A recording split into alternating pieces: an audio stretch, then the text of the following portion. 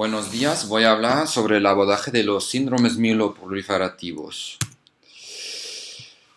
Para empezar, quería presentar la clasificación de tumores hematológicos malignos. Podemos distinguir tumores linfoides de tumores mieloides y también neoplasias agudas de neoplasias crónicas. Los tumores mieloides crónicos están definidos por presentar menos de un 20% de blastos en la médula, y tenemos ahí principalmente dos entidades: los síndromes mielodisplásicos, que presentó ya en la semana pasada mi compañera Azucena, y los síndromes mieloproliferativos, que voy a presentar hoy. ¿Qué son los síndromes mieloproliferativos? Son enfermedades monoclonales de las células madre mieloides que cursan con una proliferación autónoma de una o más series hematopoyéticas, es decir, de los leucocitos, eritrocitos o trombocitos.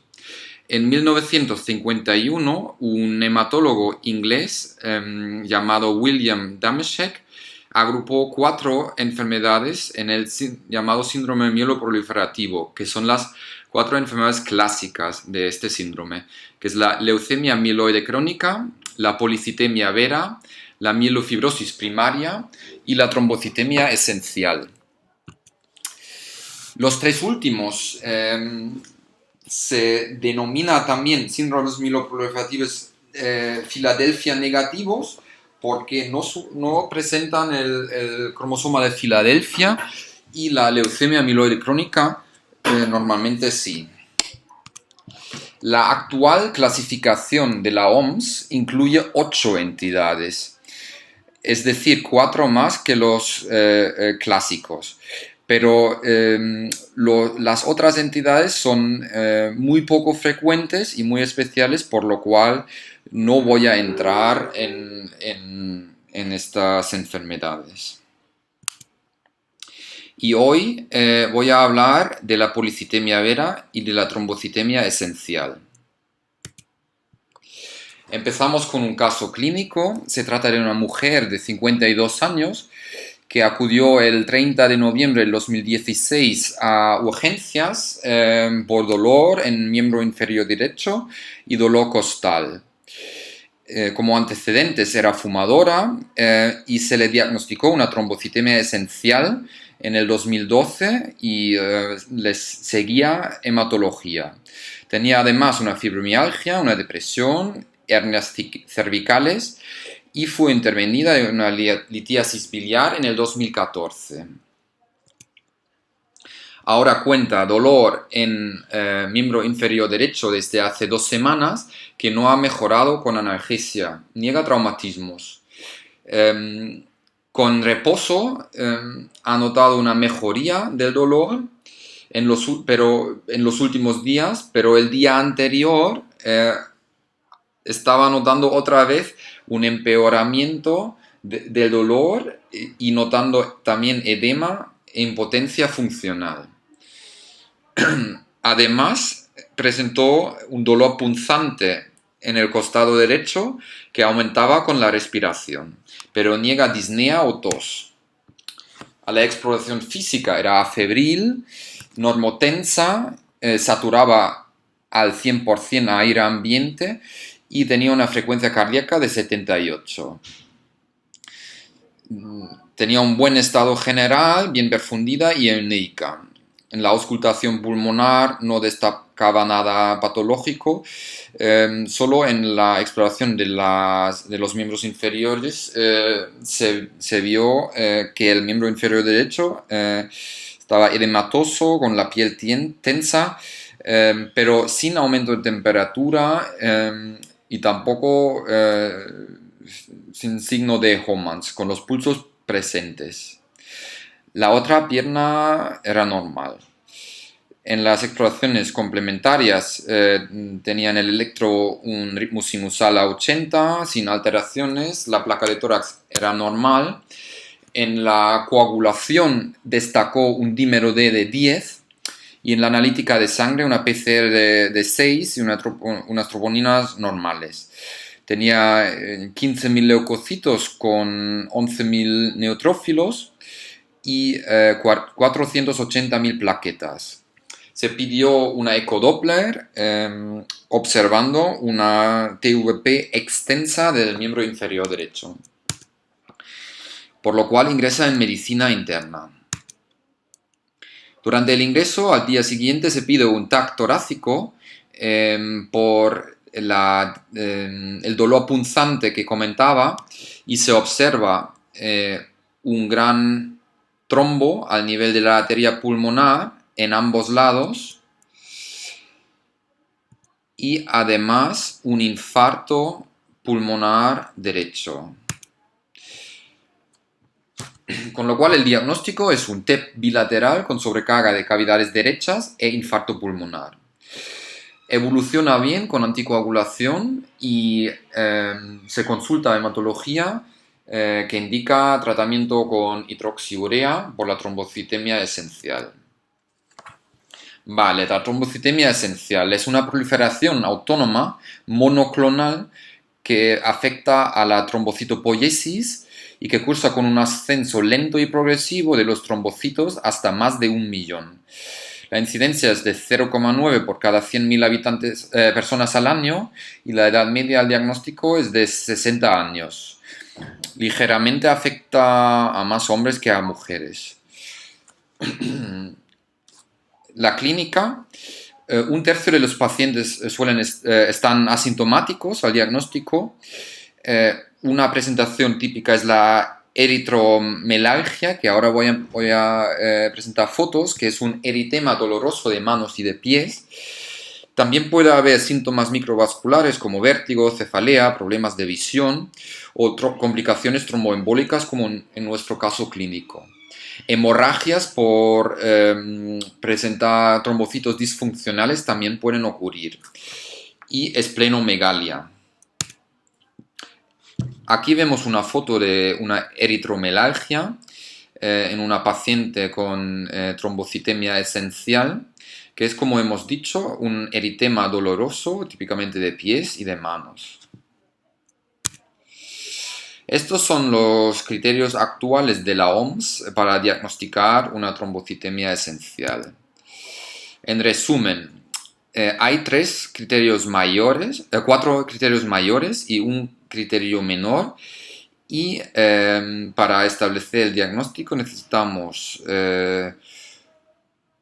todos los criterios mayores o los primeros 3 más el criterio menor.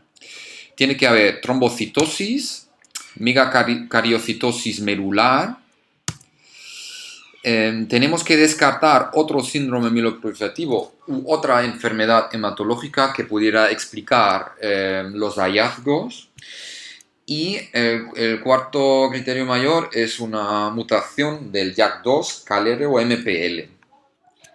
Y el criterio menor es tener un marcador clonal o por lo menos descartar que sea una trombocitosis reactiva. El tratamiento, no hay una terapia causal, por eso se debe estratificar según el riesgo los pacientes, y los pacientes de alto riesgo, que son los mayores de 60 años, los que han presentado ya una trombosis o un sangrado, se debe tratar con hidroxiurea más aspirina de 100 miligramos al día.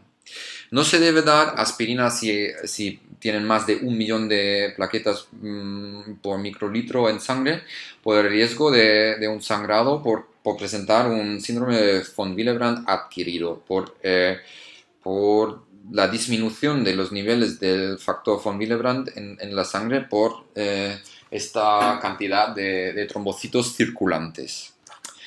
Una alternativa en algunos casos, digamos de reserva, puede ser anagrelid, que bloquea los megacariocitos y también es antiagregante. Y también interferona alfa, pero la interferona tiene muchos efectos secundarios. Los pacientes que tienen un riesgo bajo son el resto de los pacientes. Se debe tratar con aspirina si tienen la mutación de JAK2, y si no, solamente se realiza controles periódicos. Complicaciones y pronóstico. La supervivencia media es de 10 a 15 años Y como complicaciones, aparte de las complicaciones agudas que hemos comentado ya, puede convertirse la trombocitemia esencial en otras enfermedades hematológicas como la policitemia vera, la mielofibrosis primaria, el síndrome mielodisplásico o una leucemia aguda. Y ahí probablemente se eleva el riesgo de desarrollar una leucemia aguda con el tratamiento con hidroxiurea, pero según hematología no está de todo claro esta asociación. Ahora vamos a hablar de la policitemia vera. Se trata de un aumento de la eritropoiesis independientemente del factor de crecimiento, en este caso EPO, de la granulopoiesis también y también de la trombopoiesis. La causa más frecuente es la mutación adquirida del gen YAC2 en las células madres hematopoyéticas. Es una enfermedad irreversible y progrediente que causa un aumento de la viscosidad de la sangre. Y eso a su vez causa en un 40% complicaciones tromboembólicas. Cursa en dos fases, primero en la fase hiperproliferativa o temprana y luego puede haber una fase pancitopénica o tardía. La incidencia es de 0,7 por cada 100.000 personas al año. La edad media al diagnóstico es de 60 años aproximadamente. La clínica. Los pacientes suelen presentar síntomas constitucionales por un aumento de las citoquinas circulantes y síntomas microvasculares como mareos, cefalea o alteraciones visuales.